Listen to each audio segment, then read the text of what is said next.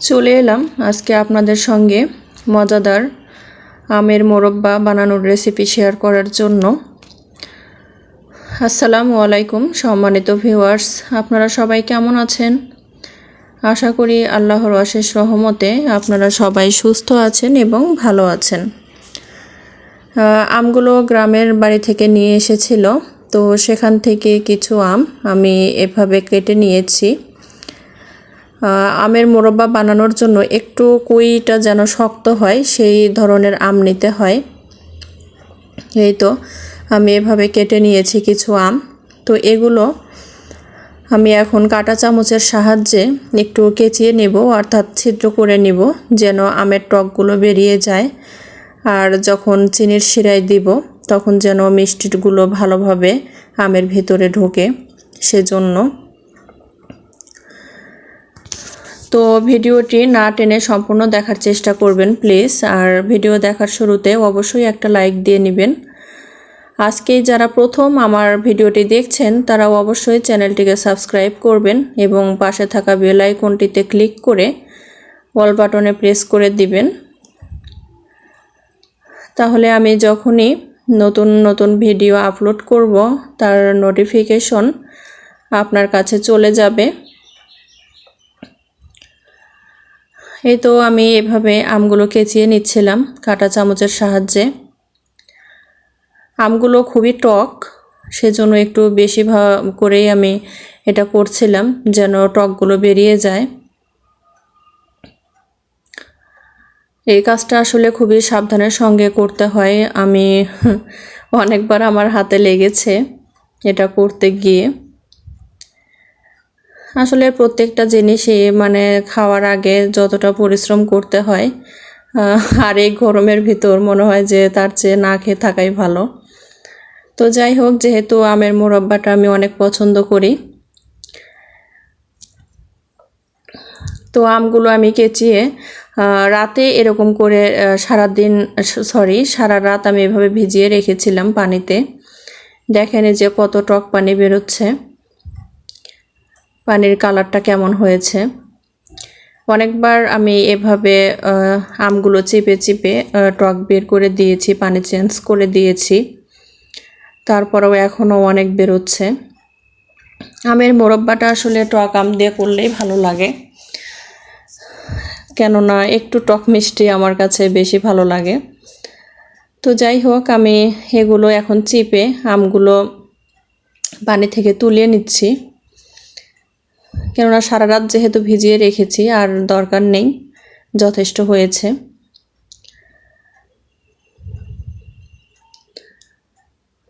আমি আস্তে আস্তে এভাবে সবগুলো এক এক করে চিপে তুলে নিব।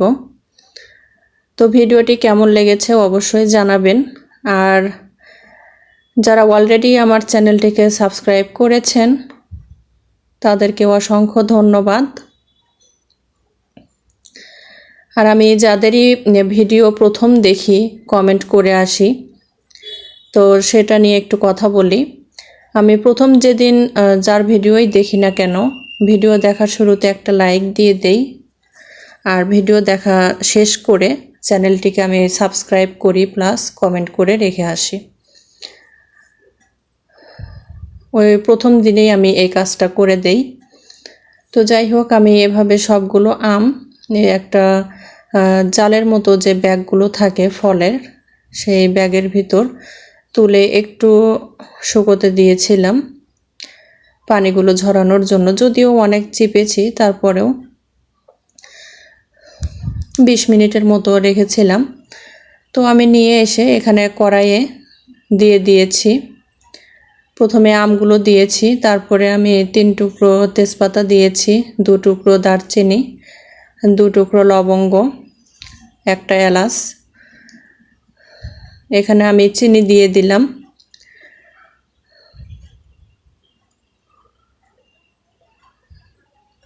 তো এর মধ্যে আমি সামান্য পরিমাণ হলুদ দিব কালারটা সুন্দর হওয়ার জন্য। তারপরে সামান্য পরিমাণ স্বাদ মতো একটু লবণ দিয়ে দিব, মানে স্বাদের ব্যালেন্সটা ঠিক রাখার জন্য।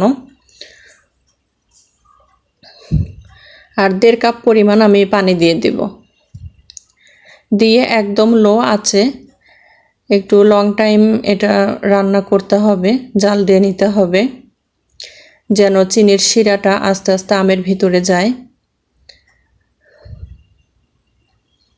এই তো সেগুলো আমি স্কিপ করে গেছি, আসলে তাড়াহুড়োয় ছিলাম, দিয়ে দিয়েছি। তো যাই হোক, আমি তো বলেই দিলাম আমি এখানে কি কি দিয়েছি।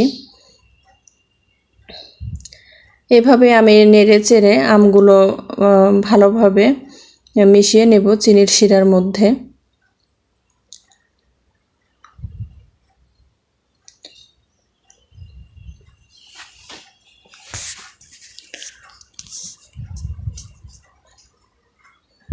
মুরব্বা এখন যার যার ইচ্ছে মতো তৈরি করে, তো আমি এভাবেই তৈরি করি, খেতে অনেক টেস্টি হয় আর চিনির শিরাটাও সুন্দরভাবে আমের ভিতরে যায়।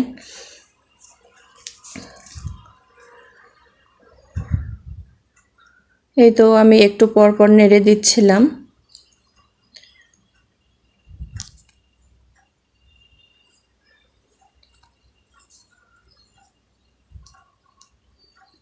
উল্টে পাল্টে দিচ্ছিলাম। আবার বেশি সিদ্ধ করা যাবে না, একদম ভেঙে আমের যেটা আমাদের এখানে বলা হয় আমের চাটনি, তো সেটাই হয়ে যাবে। তো একটু সাবধানের সঙ্গে নেড়ে চেড়ে দিতে হবে যেন আমটা এরকমই থাকে।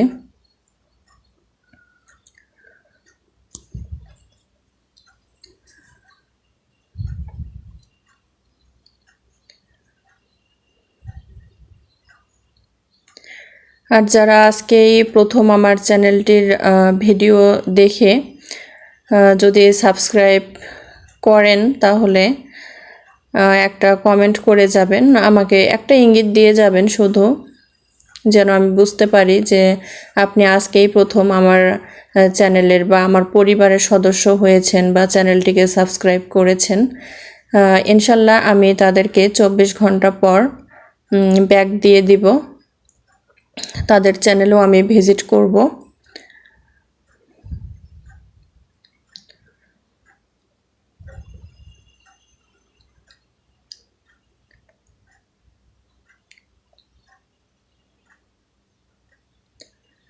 এভাবে আমি অনেকক্ষণই এটা রান্না করে নিয়েছি উল্টে পাল্টে। সবগুলো এভাবে করে দিচ্ছিলাম যেন চিনির শিরাটা ভালোভাবে যায় আমের ভেতর।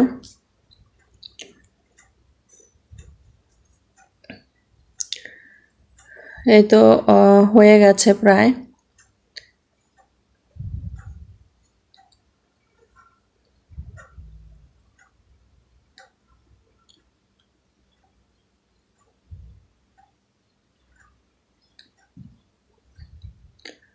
আমি একটু টেস্ট করার জন্য তুলে নিচ্ছি, দেখি কেমন হয়েছে।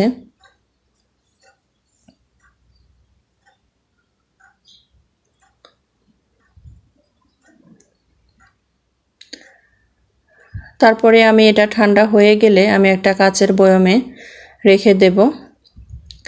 তো এই তো মোরব্বা বানানো শেষ। ভিডিওটি কেমন লেগেছে অবশ্যই জানাবেন।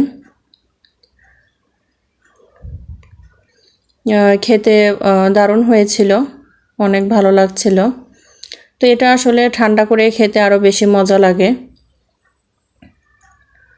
আমি জাস্ট একটু টেস্ট করে দেখছিলাম যে মিষ্টি ভেতরে গেছে কিনা, ঠিকঠাক আছে কিনা।